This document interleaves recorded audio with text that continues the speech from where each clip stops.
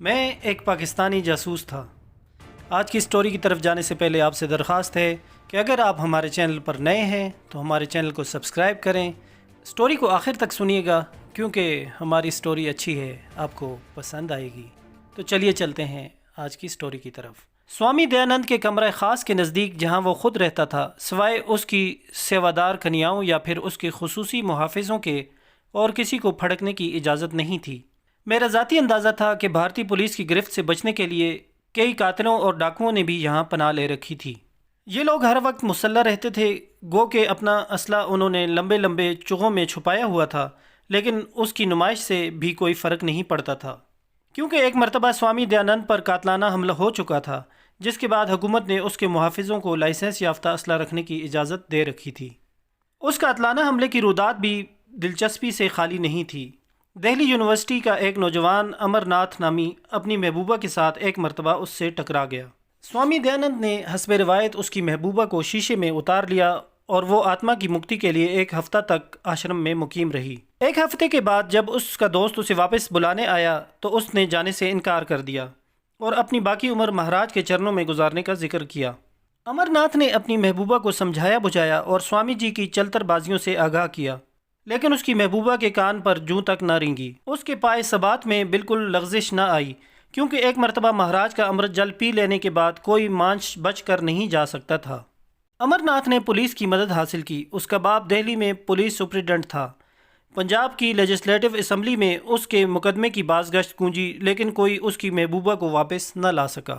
اس بات سے تیش کھا کر اس نے ایک روز چھپتے چھپاتے مہاراج دیونند سوامی پر خنجر سے حملہ کیا، لیکن ان کی مہان شکتی کے آگے کسی کا زور کب چلتا تھا۔ مہاراج نے نظر بھر کر دیکھا ہی تھا کہ خنجر اس کے ہاتھ سے نیچے جا گرا۔ مزید فراخ دلی کا مظاہرہ کرتے ہوئے مہاراج نے نہ صرف یہ کہ اسے معاف کر دیا بلکہ پولیس کو سرے سے اس کے خلاف کوئی بیان ہی نہ دیا۔ اس واقعے نے جاہل ہندوؤں میں اس کی عقیدت دو چند کر دی تھی اور اس کے پیروکاروں نے اپنے گرو بھگوان کی حفاظت کے لیے اس کے گرد مسلح پہرے دار مقرر کر دیے تھے۔ میں نے اس امر پر نگاہ رکھی تھی کہ کوئی مجھے دیکھ تو نہیں رہا، اور مقام شکر تھا کہ کسی نے میری اس حرکت کا نوٹس نہ لیا۔ پھر بھی میں نے وہاں سے فوراً ہٹ جانا ہی مناسب سمجھا اور دوسری طرف چل دیا۔ ابھی تک مجھے وہ کچھ نہیں ملا تھا جس کی تلاش میں یہاں آیا تھا۔ شام تک یہی شور و غل برپا رہا۔ شام کو پھر گرو جی بھاشن دینے آن ٹپکے۔ اس مرتبہ لوگوں کی تعداد صبح سے بھی زیادہ تھی اور امرت جل بھی صبح سے بہت زیادہ پلایا جا رہا تھا۔ مرد عورتیں وحشیانہ انداز میں اٹھ اٹھ کر رقص کرنے لگتے اور لڑکھڑاتے ایک دوسرے سے لپٹ جاتے۔ شیطان کی روح بھی اس شرمناک ڈرامے کو دیکھ کر شرما رہی تھی۔ میں زیادہ دیر اس منظر کی تاب نہ لا سکا اور اس کمرے میں چلا آیا جہاں بھوجن پرشاد مل رہا تھا۔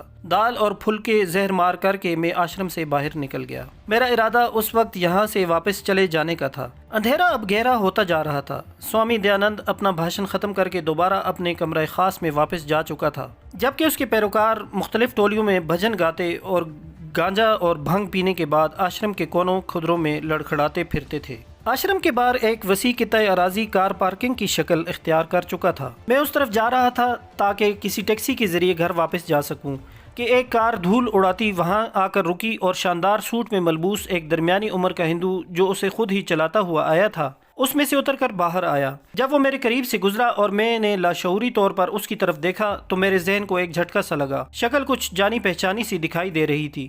کون ہو سکتا ہے یہ؟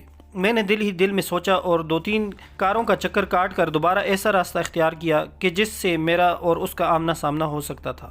اس مرتبہ نوارد خاصی روشنی کی زد میں آ چکا تھا اور جیسے ہی اس کے نقوش نمایاں ہوئے میرا خون کھولنے لگا۔ میرے سامنے بھارتی انٹیلیجنس راہ کا مقامی آپریشن کمانڈر کھڑا تھا، میجر بھاسکر، جسے عرف عام میں چانکیہ جی کہا جاتا تھا۔ یہ شخص چانکیہ کی طرح مکار اور خونخوار تھا۔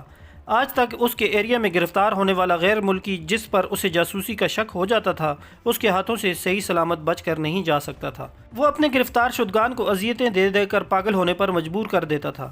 اکثر وہ سرحدی علاقوں سے قابو میں آنے والے بے گناہ دیہاتیوں کو، جو بیچارے اکثر راستہ بھٹک کر بھارتی علاقے میں داخل ہو جاتے تھے، اپاہج کر دیتا تھا، کیونکہ اس کے نزدیک وہ تمام لوگ پاکستانی ہوتے تھے۔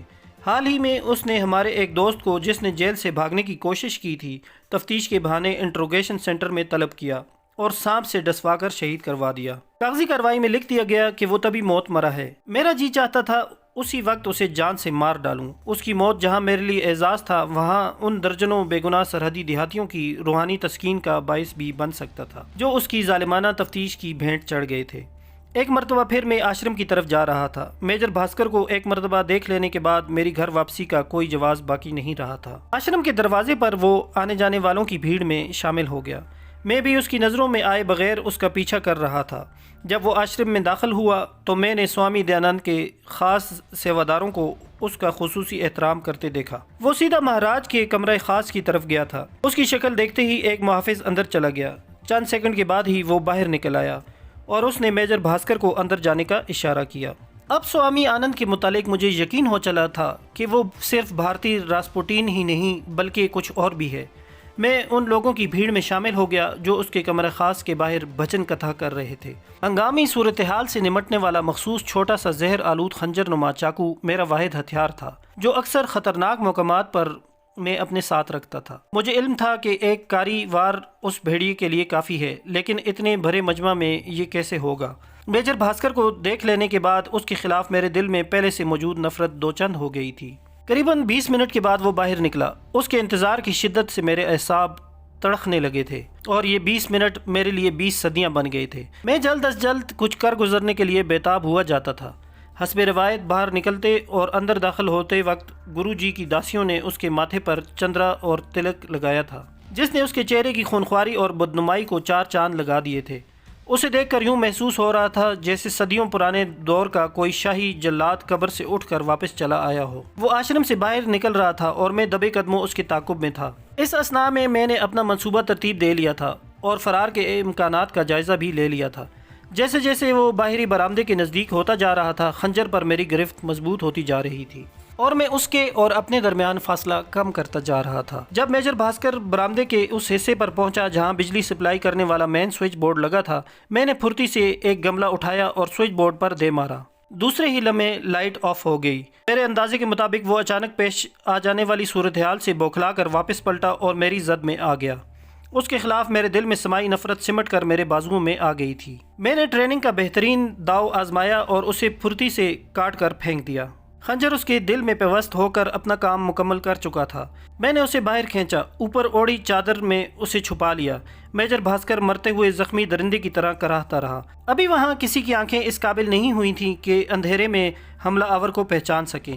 برآمدے میں بمشکل 5-6 مرد عورتیں موجود تھے، لیکن وہ بھی ہماری طرف متوجہ ہونے سے رہے۔ اس کے ناپاک خون کی صرف چھینٹیں میری چادر پر گری تھیں، اس کے علاوہ میرے کپڑے بالکل محفوظ تھے۔ میں اندازے سے چند سیکنڈ بعد ہی آشرم سے باہر آ چکا تھا۔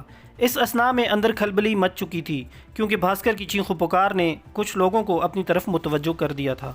لوگ دیوانہ وار باہر کی طرف لپک رہے تھے اور دھکم پیل میں ایک دوسرے کو پاؤں کے نیچے روند رہے تھے۔ جب تک سوامی دیانند جی کے چیلے مشعلیں روشن کرتے، میں بھاگنے والوں کی بھیڑ میں وہاں سے کافی دور نکل گیا تھا۔ اپنی چادر میں نے آشرم کے قریب ندی میں پھینک دی تھی جس کا تیز رفتار پانی اسے دور بہا لے گیا۔ خود ایک موٹر سائیکل سوار سے لفٹ لے کر سڑک تک پہنچا اور ایک لاری کے ذریعے لدھیانہ آ گیا۔ ابھی میں اس واقعہ سے غیر متعلق ہی رہنا چاہتا تھا۔ تو ویورز، یہ تھی ہماری آج کی ایپیسوڈ۔ امید ہے آپ کو پسند آئی ہوگی۔ ہماری ویڈیو کو لائک کریں، ہمارے چینل کو سبسکرائب کریں اور دوستوں میں شیئر کریں۔